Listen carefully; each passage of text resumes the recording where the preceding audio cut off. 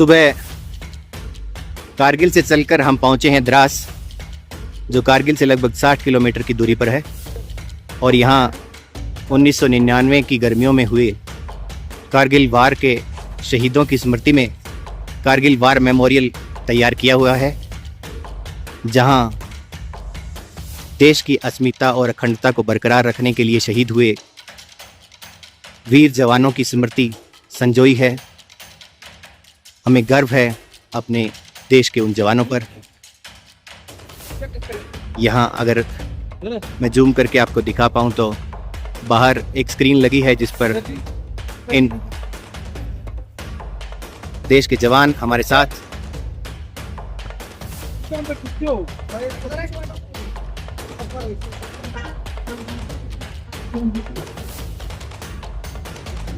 बने रहिए हमारे साथ। यहाँ पर गेट में घुसते ही इंस्ट्रक्शंस दिए गए हैं, जिसमें ये बताया गया है कि ये वाइट पत्थर जो है इनके ऊपर पैर नहीं रखना। वीडियोग्राफी फोटोग्राफी अलाउड है, वॉर मेमोरियल के अंदर वीडियोग्राफी अलाउड नहीं है। और वीरों के सम्मान के लिए यहाँ पर बैठकर कहीं भी फोटोग्राफी अलाउड नहीं है। सो जय हिंद।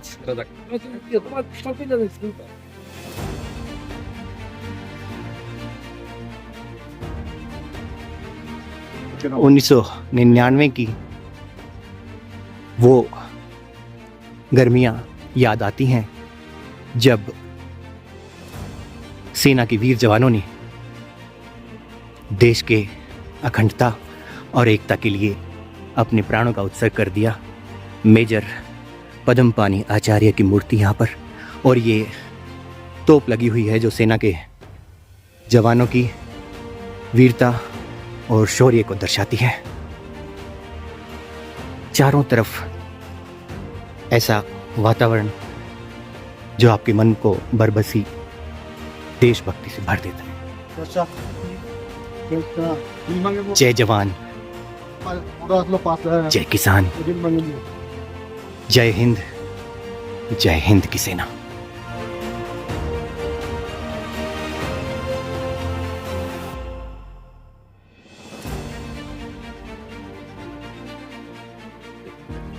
कारगिल वार मेमोरियल में हम उपस्थित हैं इस समय, और चारों तरफ पहाड़ी एरिया दिखाई दे रहा है। और ये यहाँ पर मैं आपको दिखाना चाहूँगा, ये जो तोप रखी हुई है ये 75-24 पैक हॉवित्जर है। इसकी डिटेल आप यहाँ देख सकते हैं, ये देखिए। और उधर पीछे की तरफ बोफोर्स तोप रखी हुई है। मैं आपको जूम करके दिखाना चाहूँगा कि सामने जो पहाड़ी दिखाई दे रही है आपको, इसके पीछे की तरफ 9 किलोमीटर की हवाई दूरी पर और 20 किलोमीटर की ज़मीनी दूरी पर लगभग पाकिस्तान का एरिया है। ये हमारे इस युद्ध में शहीद हुई जवानों की स्मृति में पत्थर लगाए हैं, और हर एक पत्थर पर उस जवान का नाम लिखा हुआ है।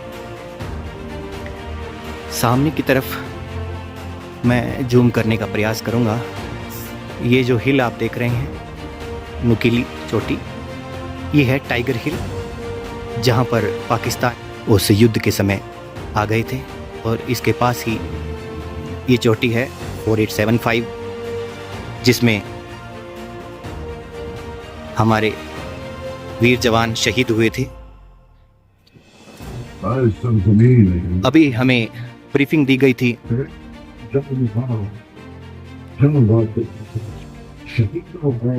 उसमें ये बताया गया था कि ये द्रास की जो जगह है जहां हम खड़े हैं, इसके सामने की तरफ से जहां से हमने एंट्री किया था, नेशनल हाईवे 1 पड़ता है। और 1999 में जो समय था, उस समय यहाँ इतनी बर्फ जम जाती थी, इतनी ठंड हो जाती थी, चारों तरफ 10-12 फुट लगभग बर्फ हो जाती थी। तो उसके लिए यहाँ पर रहना संभव नहीं था। तो पाकिस्तान और भारत में ये म्यूचुअल समझौता था कि 6 महीने नीचे रहेंगे और 6 महीने वापस अपनी पोस्ट पर आकर के संभालेंगे। 1947 के बाद से ये समझौता जारी था, लेकिन 1998 में पाकिस्तान ने ये समझौता तोड़ दिया और सर्दी के समय जब बर्फ़ जमी हुई थी और हमारे सैनिक यहाँ नहीं थे, यहाँ 2 बटालियन थी जिनमें से एक को पुंछ में शिफ्ट कर दिया गया था क्योंकि यहाँ उनकी आवश्यकता महसूस नहीं की जा रही थी। उसी का फ़ायदा उठाते हुए पाकिस्तान ने बर्फ़ जमी हुई इन चोटियों पर अपने सैनिकों को तैनात कर दिया। और क्योंकि हमारे कोई सैनिक, हमारी पेट्रोलिंग नहीं थी और उस समय ड्रोन वगैरह भी अवेलेबल नहीं थे, तो हमें इसका पता नहीं चल पाया। एक चरवाहा वहाँ पहुँचा, उसका याक हो गया था, वो उसको ढूंढते हुए ऊपर पहुँचा तो उसको पता लगा कि वहाँ कुछ लोग बंकर बनाने का प्रयास कर रहे हैं। वो समझ गया कि ये भारतीय सेना नहीं है, क्योंकि इस समय समझौते के तहत यहाँ ऊपर कोई नहीं आते हैं। और उसने आकर के नीचे हमारे जवानों को बताया कि वहाँ पर कुछ बंकर बनाने की कार्रवाई चल रही है।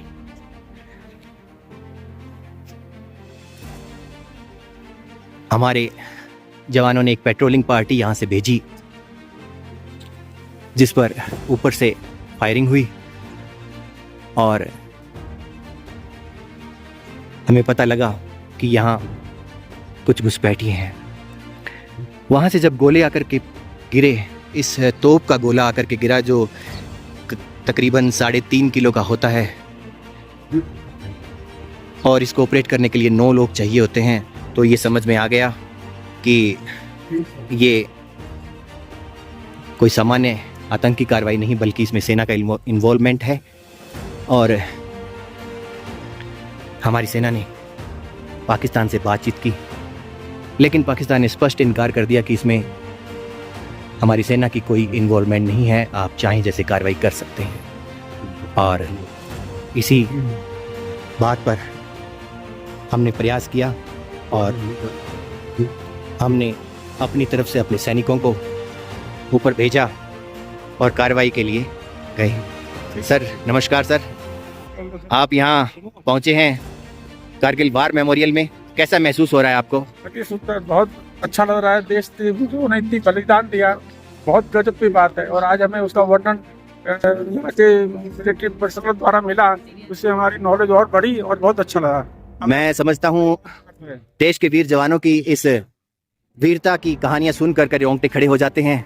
और मैं एक बार फिर से आपसे कहूंगा कि इन्हीं वीर जवानों के सम्मान में एक बार मेरे साथ कहिए, जय जवान, जय जवान, भारत माता की, भारत माता की जय हो। Thank you sir, thank you. तो इस तरह से कारगिल वार शुरू हुई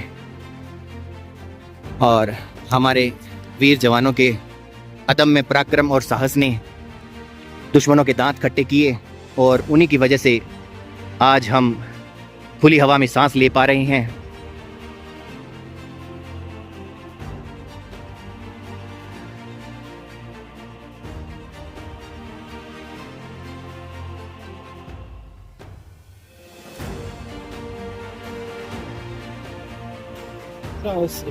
हमारे साथ यात्री, नमस्कार जी, आपका नाम? कांता शर्मा। कांता जी, कहाँ से आए हैं आप? हरियाणा से। कैसा महसूस हो रहा है आपको ये कारगिल वार मेमोरियल में? शहीदों को सलाम। शहीदों को सलाम। जी हाँ, बिल्कुल, उनकी शौर्य गाथा को सुनकर के मन में आंखें नम हो जाती हैं। आंखें नम हो जाती हैं। जी जी, जिनकी वजह से हम आज खुशी से घूम रहे हैं। हाँ हाँ। और क्या कहना चाहेंगे आप देश के वीर जवानों की स्मृति में? शहीदों को सलाम है। शहीदों को सलाम, धन्यवाद। यहाँ पर स्क्रीन के ऊपर वीर गाथा के बारे में बताया जा रहा है। ये वही होवित्जर। आइए चलते हैं बोफोर्स तोप की ओर और जरा नजदीक से देखते हैं इस बोफोर्स तोप को। नेशनल हाईवे 1 जो सामने पड़ता है, ऊपर से जब पाकिस्तान ने गोलाबारी शुरू करी तो इस रास्ते को बंद कर दिया था ताकि आयुध, किसी तरह का सामान और सप्लाई जो है हमारे सैनिकों तक रोकी जा सके। ये है बोफोर्स तोप, हमारे वीर जवानों की स्मृति में यहाँ रखी हुई है। बोफोर्स गन, कारगिल का युद्ध स्वतंत्र भारत के युद्धों में गोलाबारी के लिहाज से सबसे भयंकर युद्ध साबित हुआ और दुश्मन की जवाबी गोलाबारी के बावजूद उच्च कोण में 3 राउंड का बर्स्ट फायर करती हुई बोफोर्स तोपों की छवियां भारतीय मानस में अंकित हो गई। ऑपरेशन के दौरान बोफोर्स तोप ने 2.5 लाख से अधिक गोले दागे, जिसके कारण 80% से अधिक दुश्मन हताहत हुए और हमारी बहादुर पैदल सेना को एक के बाद एक लक्ष्य हासिल करने में मदद मिली। बोफोर्स तोप का यह मॉडल इस युद्ध में तोप खाने के योगदान को दर्शाता है और उन महान वीरों को सलाम करता है जिन्होंने राष्ट्र की सेवा में सर्वोच्च बलिदान दिया। जय हिंद की सेना।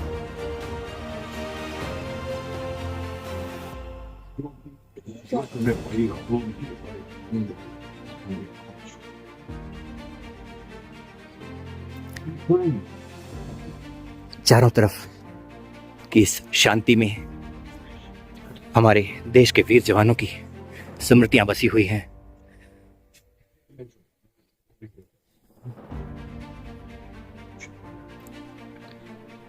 अमिताभ बच्चन की आवाज में एक डॉक्यूमेंट्री यहाँ पर चल रही है, जिससे इस वार मेमोरियल और यहाँ की स्मृति के बारे में और चीजों का पता लगता है। 29वीं सिंधु यात्रा के तहत आयोजित इस यात्रा में श्रद्धालु यहाँ आज शामिल हैं। आप देख रहे हैं सिंधु यात्रा के श्रद्धालु ही इस यात्रा में इस समय हमारे साथ उपस्थित हैं। बाहर बसें खड़ी हैं और सभी यात्री ब्रीफिंग के लिए यहाँ इकट्ठे हुए हैं, जिनको इस जगह की डिटेल के बारे में बताया जा रहा है। पाक की नापाक हरकत को भारतीय सेना के जवानों ने मुंह तोड़ जवाब दिया। ये देखिए, ये स्क्रीन लगी हुई है जहाँ पर शॉर्ट डॉक्यूमेंट्री में हमारे देश के वीर जवानों की गाथा गाई गई थी और वहाँ पर ब्रीफिंग चल रही है। सेना के जवान और डिटेल्स बता रहे हैं। अलाउड नहीं है उनकी वीडियोग्राफी, उनकी बातों को रिकॉर्ड करना। जितना मैं समझ पाया और याद रख पाया, मैंने प्रयास किया आपको पहुंचाने का। और वहाँ जो MiG-21 का मॉडल रखा हुआ है, मैं आपको उस तक भी अभी लेकर जाता हूँ।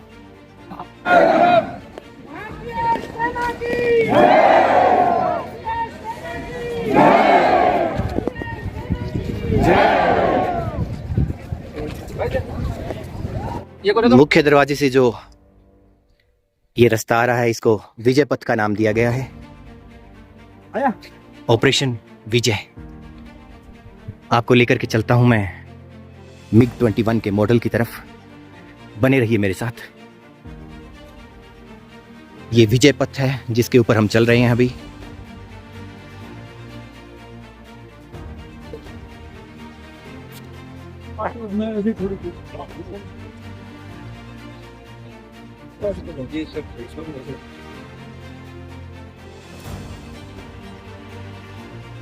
MiG-21 का ये मॉडल यहाँ रखा हुआ है।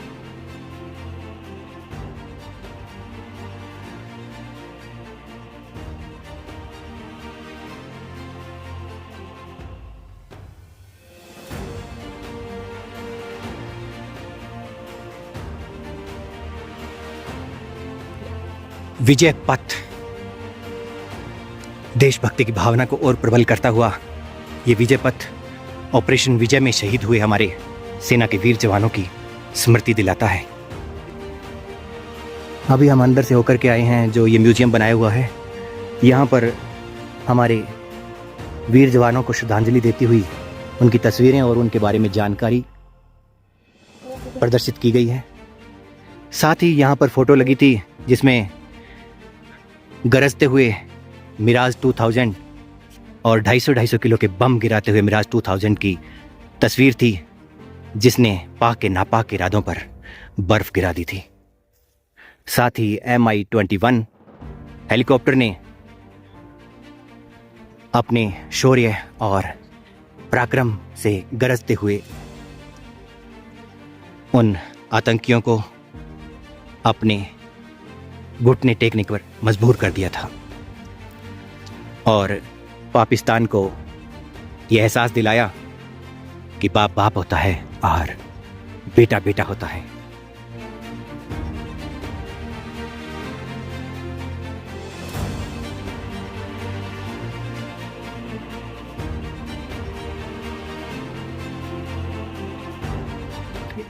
यहाँ की ऊंचाई लगभग 10,000 साढ़े 10,000 मीटर है समुद्र तल से, और जो टोलोलिंग चोटी आप देख रही हैं ऊपर, उसकी ऊंचाई समुद्र तल से लगभग 13,000 कुछ है।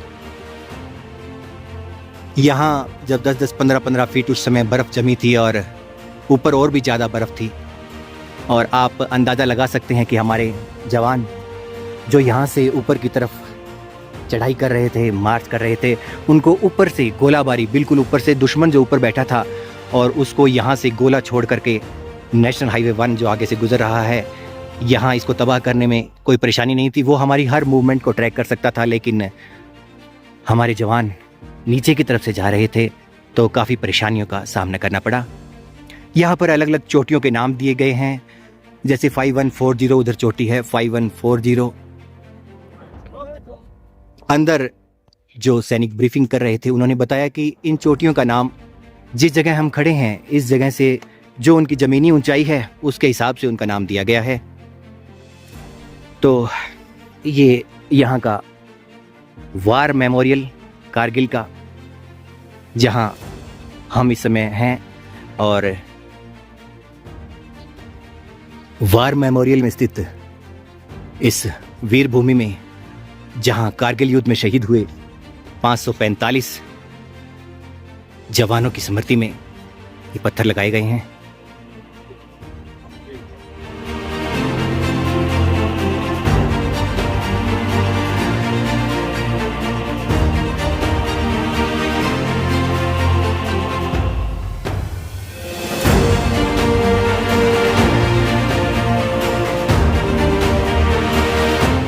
सीमा पर जो शहीद हुए हैं उनका सम्मान करो।